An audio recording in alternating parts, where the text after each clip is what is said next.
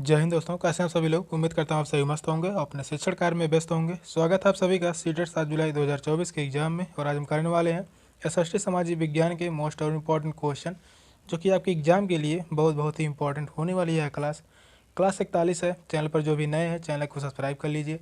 चलिए समय को ना गंवाते हुए चलते हैं क्वेश्चन की तरफ। और आज का पहला क्वेश्चन है, प्रधानमंत्री का चुनाव कौन करता है?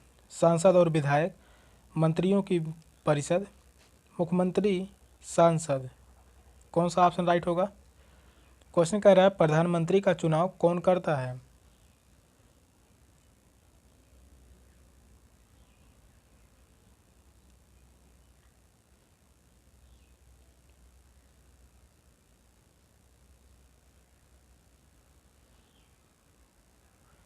प्रधानमंत्री को सांसद चुनते हैं, तो इस क्वेश्चन का राइट आंसर होगा ऑप्शन डी, सांसद। प्रधानमंत्री को लोकसभा के निर्वाचित सदस्यों द्वारा निर्वाचित किया जाता है। प्रधानमंत्री को लोकसभा के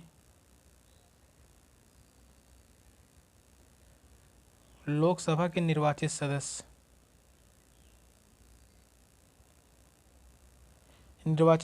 द्वारा निर्वाचित किया जाता है प्रधानमंत्री को। तो इस क्वेश्चन का राइट आंसर होगा ऑप्शन डी। नेक्स्ट क्वेश्चन है, निम्नलिखित में से किसको भारत का पहला नागरिक कहा जाता है? प्रधानमंत्री, भारत के मुख्य न्यायाधीश, गृह मंत्री, राष्ट्रपति। कौन सा ऑप्शन सही होगा? वन लाइनर क्वेश्चन है। आज आसान क्वेश्चन लेकर आए हैं, तो यह भी आसान ही क्वेश्चन है। कौन सा ऑप्शन सही होगा? तो भारत का पहला नागरिक किसे कहा जाता है?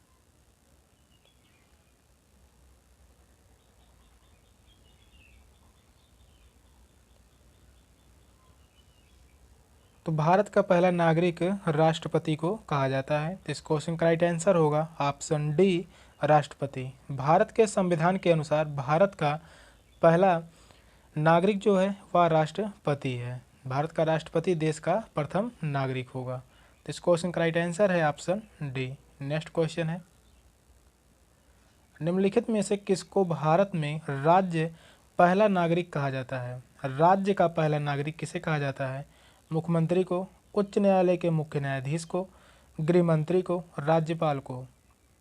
कौन सा ऑप्शन सही होगा? यह क्वेश्चन पूछा भी गया है 2019 में। तो कौन सा ऑप्शन सही होगा?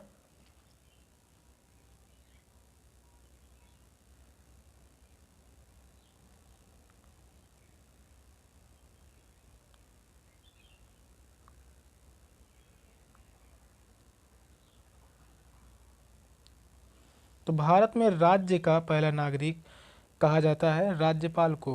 राज्यपाल जो होता है वह राज्य का पहला नागरिक माना जाता है। तो इस क्वेश्चन का राइट आंसर है ऑप्शन डी। भारत के राज्य का पहला नागरिक राज्यपाल को कहा जाता है। और राज्यपाल राज्य के संवैधानिक प्रमुख होते हैं। राज्यपाल जो होते हैं या राज्य के संवैधानिक प्रमुख होते हैं।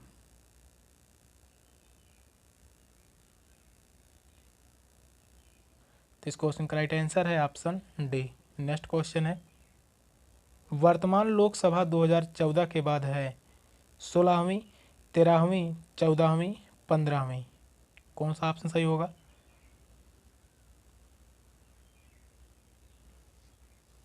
यह 2019 में पूछा गया था। वर्तमान में लोकसभा जो 2014 के बाद चली थी वह कौन सी लोकसभा थी? कौन सा ऑप्शन सही होगा?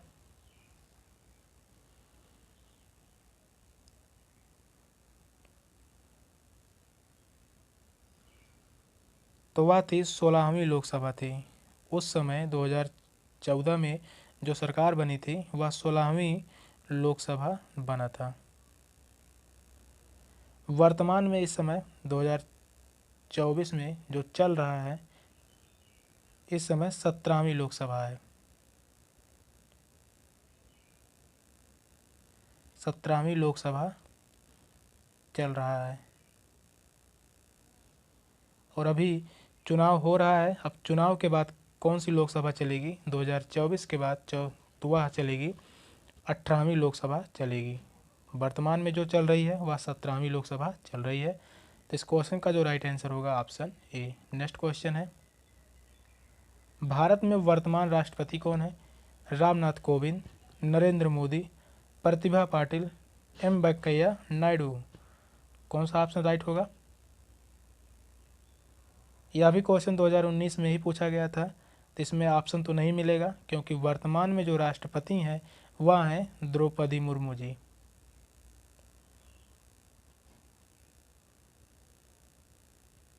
द्रौपदी मुर्मू जी वर्तमान में राष्ट्रपति हैं। और 2019 में जो वर्तमान राष्ट्रपति थे वह थे रामनाथ कोविंद। कौन थे? तो रामनाथ कोविंद थे, जो कि द्रौपदी मुर्मू जी जो हैं वह 15वीं क्रम की राष्ट्रपति हैं। द्रौपदी मुर्मू जी 15वीं क्रम की राष्ट्रपति हैं।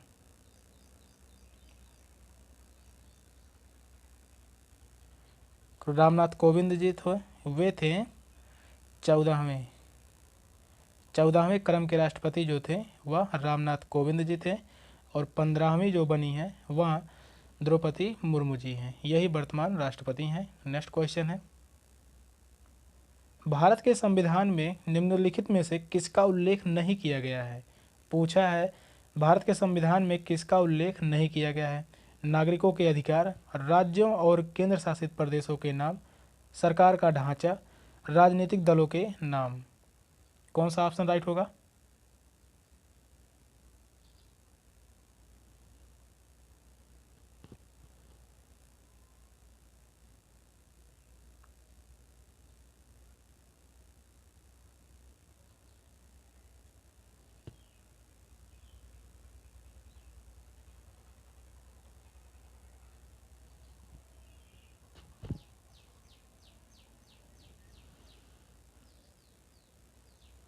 तो इस क्वेश्चन का राइट आंसर होगा ऑप्शन डी, राजनीतिक दलों के नाम भारतीय संविधान में उल्लिखित नहीं है, क्योंकि राजनीतिक दलें जो हैं कभी भी बनाई बिगाड़ी जा सकती हैं। तो इस क्वेश्चन का राइट आंसर होगा ऑप्शन डी, राजनीतिक दलों के नाम।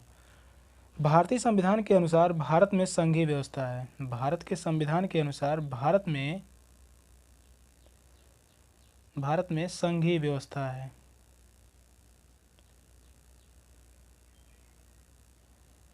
तो इस क्वेश्चन का राइट आंसर होगा ऑप्शन डी। नेक्स्ट क्वेश्चन है, राज्यसभा में सदस्यों को कौन नामित करता है? सर्वोच्च न्यायालय के मुख्य न्यायाधीश, राष्ट्रपति, उपराष्ट्रपति, प्रधानमंत्री।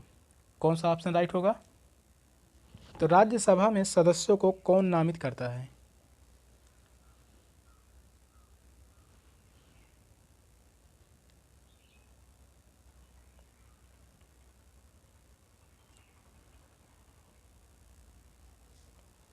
तो राज्यसभा में सदस्यों को नामित करते हैं राष्ट्रपति। तो इस क्वेश्चन का राइट आंसर होगा ऑप्शन बी, राष्ट्रपति। राज्यसभा में 245 सदस्य होते हैं। कितने सदस्य होते हैं? तो वह है 245 सदस्य होते हैं। राज्यसभा में सदस्य 6 साल के लिए चुने जाते हैं। राज्यसभा में सदस्य जो हैं वह 6 वर्ष के लिए चुने जाते हैं। कितने वर्ष के लिए चुने जाते हैं? तो वह 6 वर्ष के लिए चुने जाते हैं। राज्यसभा भारतीय संसद की ऊपरी सदन है। राज्यसभा जो है वह भारतीय संसद की ऊपरी सदन है।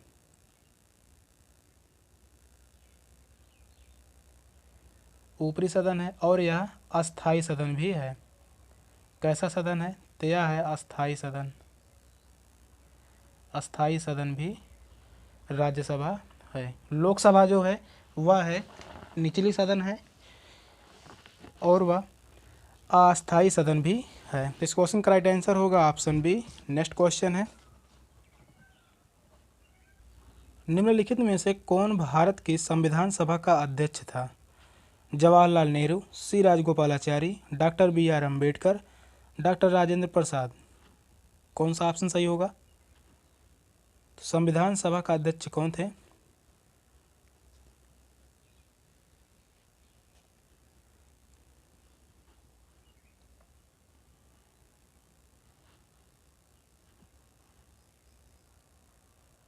संविधान सभा के अध्यक्ष जो थे डॉक्टर राजेंद्र प्रसाद। तो इस क्वेश्चन का राइट आंसर होगा option D, doctor Rajendra Prasad.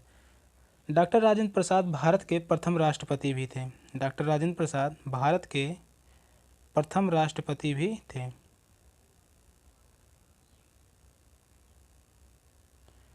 Doctor B are Ambedkar ji यह थे प्रारूप समिति के अध्यक्ष थे। काफ़ी बार पूछा गया यह क्वेश्चन, प्रारूप समिति के अध्यक्ष कौन थे? तो वह थे डॉक्टर बी आर अम्बेडकर। तो इस क्वेश्चन का राइट आंसर है ऑप्शन डी। नेक्स्ट क्वेश्चन है,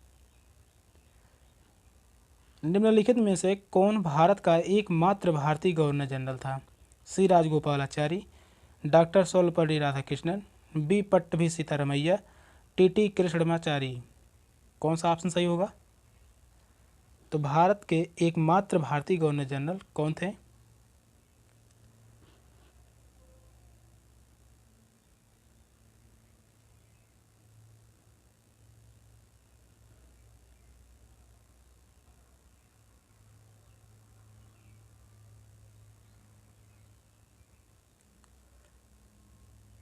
तो भारत का एकमात्र भारतीय गवर्नर जनरल था, तो वह थे सी राजगोपालाचारी जी। तो इस क्वेश्चन का राइट आंसर होगा option A, C Rajagopalachari.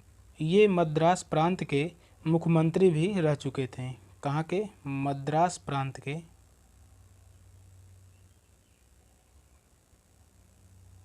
CM भी रह चुके थे। सी राजगोपालाचारी जी वकील, लेखक, राजनीतिक और दार्शनिक भी थे। तो इस क्वेश्चन का राइट आंसर होगा ऑप्शन ए। नेक्स्ट क्वेश्चन है, अभिकथन है जब लंदन में अपराह्न को 2 बजे हैं तो भारत में 7:30 अपराह्न का समय होगा। कारण है भारत ग्रीनविच के पूर्व में 82°23' पूर्व में स्थित है। दिए गए विकल्पों में से सही विकल्प का चयन कीजिए। ऑप्शन है ए गलत है परंतु आर सही है। सेकंड ऑप्शन है ए और आर दोनों सही हैं और आर सही व्याख्या है ए की। थर्ड ऑप्शन है ए और आर दोनों सही है परंतु आर सही व्याख्या नहीं है ए की। ए सही है परंतु आर गलत है। कौन सा ऑप्शन सही होगा इन चारों ऑप्शन में से?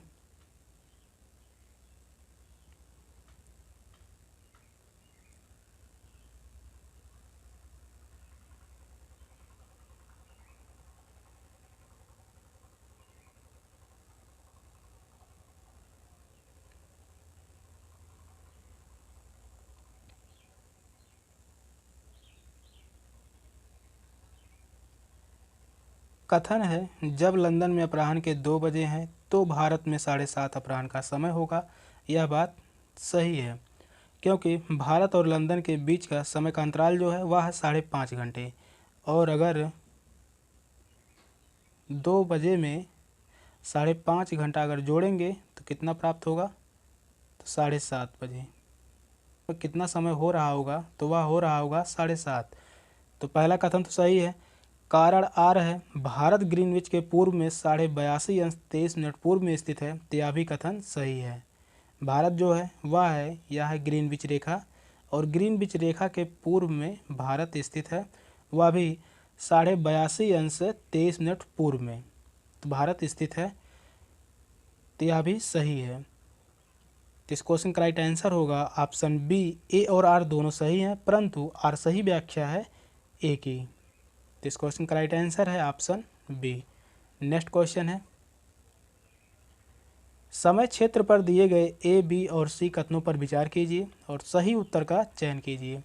कथन है कुछ देशों का देशांतरी विस्तार अधिक होता है जिसके कारण वहां एक से अधिक मानक समय अपनाए गए हैं। पृथ्वी को एक एक घंटे वाले 24 समय क्षेत्रों में बांटा गया है। प्रत्येक समय क्षेत्र 15 अंश देशांतर तक के क्षेत्र को घेरता है।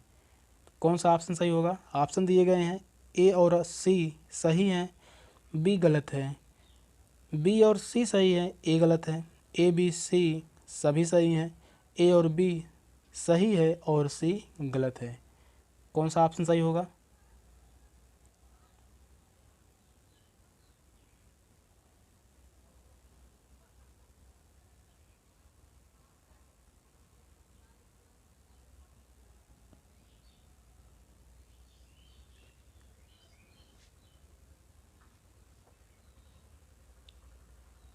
कुछ देशों का देशांतरी विस्तार अधिक होता है जिसके कारण वहाँ एक से अधिक मानक समय अपनाए गए हैं, तो यह बात गलत है। पृथ्वी को एक एक घंटे वाले 24 घंटे क्षेत्रों में बांटा गया है, तो यह बात सही है। और प्रत्येक समय क्षेत्र 15 अंश देशांतर तक के क्षेत्र को घेरता है, तो यह भी सही है। ए गलत है, बी और सी सही है। किस ऑप्शन में है? तो वह है ऑप्शन बी में, बी और सी सही है और ए गलत है। तो इस क्वेश्चन का राइट आंसर है ऑप्शन बी। नेक्स्ट क्वेश्चन है, पृथ्वी की सतह से शुरू कर वायुमंडल की परतों के सही क्रम का चयन कीजिए। क्षोभ मंडल, समताप मंडल, मध्य मंडल, बाह्य मंडल, बहिर्मंडल। बाह्य मंडल, समताप मंडल, मध्य मंडल, क्षोभ मंडल, बाह्य वायुमंडल। ऑप्शन सी है मध्य मंडल, क्षोभ मंडल, बाह्य मंडल, समताप मंडल, बाहरी वातावरण। डी ऑप्शन है समताप मंडल, मध्य मंडल, बाह्य मंडल, बहिर्मंडल, क्षोभ मंडल। कौन सा ऑप्शन सही होगा?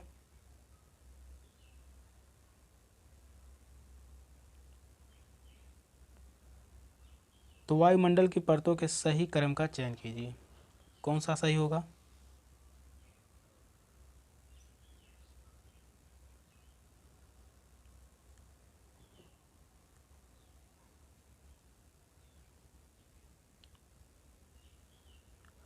सही क्रम होगा क्षोभ मंडल, समताप मंडल, इसके बाद मध्य मंडल, इसके बाद बाह्य मंडल, सबसे ऊपरी जो है वह है बहिर्मंडल।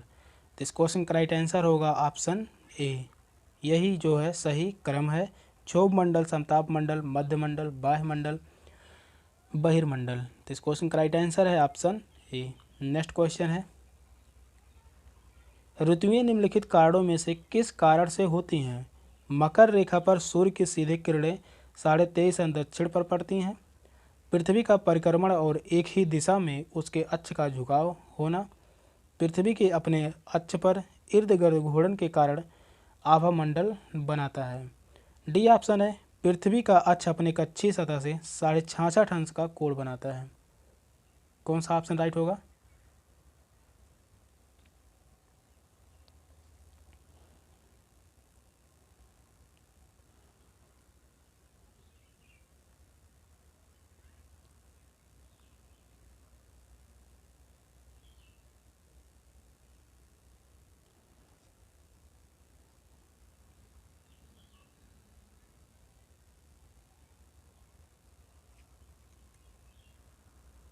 तो इस क्वेश्चन का राइट आंसर होगा ऑप्शन बी, पृथ्वी का परिक्रमण और एक ही दिशा में उसके अक्ष का झुका होना। तो इस क्वेश्चन का राइट आंसर है ऑप्शन बी।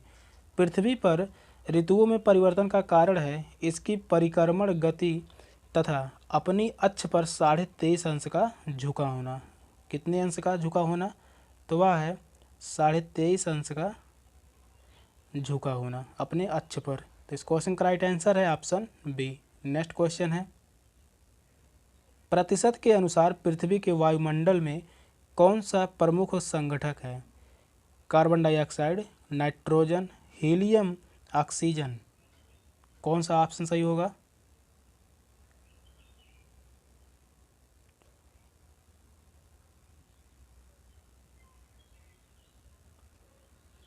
तो इस क्वेश्चन का कहने का मतलब है इन चारों में से किसका परसेंटेज सबसे अधिक है। क्वेश्चन कह रहा है प्रतिशत के अनुसार पृथ्वी के वायुमंडल में कौन सा प्रमुख संगठक है? तो वह है नाइट्रोजन। तो इस क्वेश्चन का राइट आंसर होगा ऑप्शन बी, नाइट्रोजन। नाइट्रोजन वायुमंडल में कितने परसेंट पाए जाते हैं? तो वह पाए जाते हैं 78%। नाइट्रोजन जो है पाए जाते हैं 78%। कार्बन डाइऑक्साइड यह पाया जाता है, कार्बन डाइऑक्साइड यानी CO2 पाया जाता है 0.03%। हीलियम कितने परसेंट पाया जाता है? तो हीलियम पाया जाता है 0.0005%। 0.005% हीलियम पाया जाता है। ऑक्सीजन वायुमंडल में 21% पाया जाता है। 21% जो है वह ऑक्सीजन पाया जाता है। तो इस क्वेश्चन का राइट आंसर होगा नाइट्रोजन। नाइट्रोजन वायुमंडल में कितने परसेंट पाया जाता है? तो वह है 78%। नेक्स्ट क्वेश्चन है, महासागरीय धाराओं के विषय में निम्नलिखित कथनों में से कौन सा से सही है? ठंडी धाराएं ध्रुवीय अथवा उच्च अक्षांशों से जल को उष्णकटिबंधीय अथवा निम्न अक्षांशों की ओर ले जाती हैं। लिब्राडोर एक गर्म धारा है। जिस स्थान पर गर्म और ठंडी धाराएं मिलती हैं वह स्थान विश्व का सर्वोत्तम मत्स्य क्षेत्र माना जाता है। ऑप्शन है ए और सी सही है, बी और सी सही है, केवल ए सही है, ए और बी सही है। कौन सा ऑप्शन सही होगा?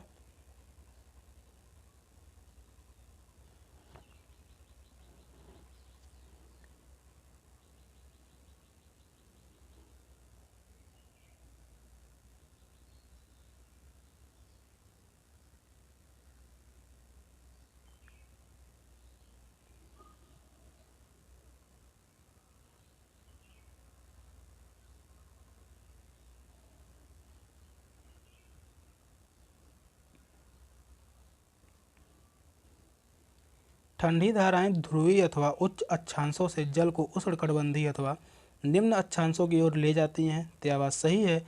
लिब्राडोर एक गर्म धारा है, तो यह बात गलत है। यह गर्म धारा नहीं बल्कि यह एक क्या है?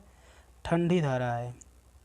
लिब्राडोर जो है यह एक ठंडी धारा है। जिस स्थान पर गर्म और ठंडी धाराएं मिलती हैं वह स्थान विश्व का सर्वोत्तम मत्स्य क्षेत्र माना जाता है, तो यह बात भी सही है। ए और सी सही है। किस ऑप्शन में है? तो वह है ऑप्शन ए में। ए और सी सही है। जिस स्थान पर गर्म और ठंडी धाराएं मिलती हैं वह विश्व का सर्वोत्तम मत्स्य क्षेत्र माना जाता है। इसका उदाहरण होगा लिब्राडोर एवं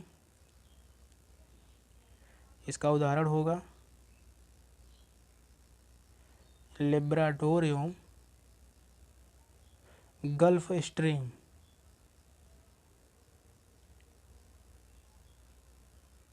लिब्राडोर जो है ठंडी धाराएं हैं, गल्फ स्ट्रीम जो है यह गर्म धारा को लेकर आती हैं और यह धाराएं न्यूफाउंडलैंड के तट पर मिलती हैं, इसलिए यह प्रदेश मत्स्य उत्पादन हेतु प्रसिद्ध है। तो इस क्वेश्चन का राइट आंसर होगा ऑप्शन ए। ए और सी सही हैं। सेशन का लास्ट क्वेश्चन था। क्वेश्चन कैसे लगे कमेंट में ज़रूर बताइएगा। चैनल पर नए हैं तो चैनल को सब्सक्राइब कर लीजिए। मिलते हैं फिर अगली क्लास में, तब तक के लिए बाय बाय, टेक केयर, जय हिंद।